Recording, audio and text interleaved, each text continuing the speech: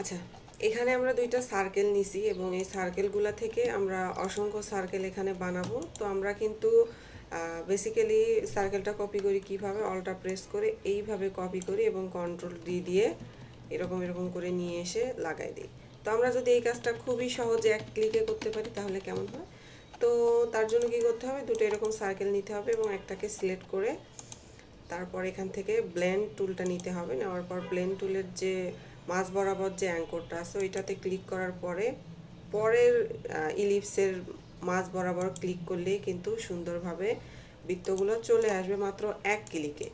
তো এরপর আমি আরেকটা কাজ দেখাই, সেটা হচ্ছে যে আমি যদি এখান থেকে একটা এরকম লাইন নিয়ে নিই,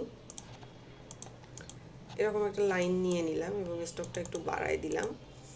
দেন এই দুইটাকে সিলেক্ট করার পরে তো আমরা এখানে বেসিক্যালি এই বৃত্তগুলো বসাইতে চাচ্ছি, সেক্ষেত্রে কি করব? তো এই পাশে আমি সবগুলোকে সিলেক্ট করলাম, তারপর যাব অবজেক্টে, তারপর ব্লেন্ড অপশনে যাব, তারপর রিপ্লেস স্পেনে ক্লিক করব। করার পর এখান থেকে কিন্তু বৃত্তগুলো সবগুলো আমার লাইন বরাবর চলে আসছে। এরপর কি করব? এরপরে আমি ব্লেন্ড টুলে ডাবল ক্লিক করার পরে এখান থেকে সংখ্যাগুলো যদি বাড়ায় দেই তাহলে কিন্তু বৃত্তগুলো দেখা যাচ্ছে সুন্দরভাবে এখানে বেড়েই চলেছে এবং কমাইলে কিন্তু কমে আসতেছে। তো এটা হচ্ছে মূলত ব্লেন্ড টুলের একটা সুন্দর ব্যবহার। Thank you.